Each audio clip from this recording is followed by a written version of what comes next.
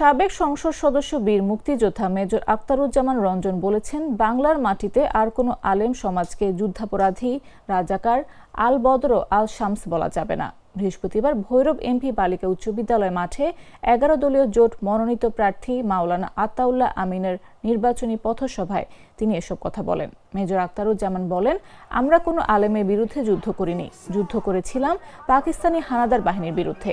পাকিস্তানি আর্মিদের নামাজ পড়াইছেন, তাই বলে কি তারা যুদ্ধাপরাধী? এই আওয়ামী লীগের বয়ান বন্ধ করতে হবে। আমি একজন ক্ষুদ্র মুক্তিযোদ্ধা হিসেবেই বলতেছি, আমরা বাংলাদেশের কোনো আলেমদের বিরুদ্ধে মুক্তিযুদ্ধ করিনি। আর আজকের যে আলেম সমাজ, তাদের তো বয়সই ছিল না। তিনি বলেন, আমরা জুলাই আন্দোলন করেছি, বাংলাদেশ নতুন উদ্দীপনা নিয়ে শুরু করেছে। আমরা সবাই ঐক্যবদ্ধ হয়ে দেশটাকে নতুনভাবে গড়তে চাই। মানুষ অপরাধ করবে, সেজন্য তো আইন কানুন। মানুষ তো ফেরেশতা না। কিছু মানুষ ইচ্ছাকৃত নিজের স্বার্থে করে, কিছু মানুষ নিজের অবস্থান পরিবর্তনের জন্য করে। আজকে দেখা যাচ্ছে বিচারের নামে একটি দল বাণিজ্য করছে, পুলিশ প্রশাসনকে চাপ দিচ্ছে আওয়ামী লীগের নেতাকর্মীদের গ্রেফতার করার জন্য। আজ থেকে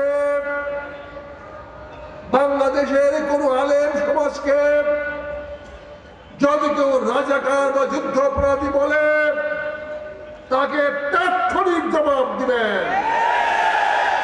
বাংলার মাটিতে আর কোন আলেম সমাজকে যুদ্ধাপরাধী এবং রাজাকার বলা যাবে না।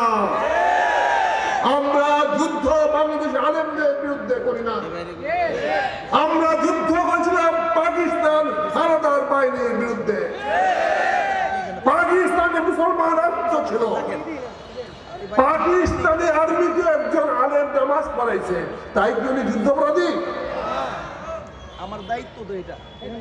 এই আওয়ামী লীগের বয়ান বন্ধ করতে হবে। আমি একজন ক্ষুদ্র মুক্তিযোদ্ধা হিসেবে বলছি, আমরা এই বাংলাদেশের কোন আলেমদের বিরুদ্ধে যুদ্ধ করি নাই। আর আজকে যে আলেম সমাজ, তাদের তো বয়সই ছিল না যুদ্ধ করার।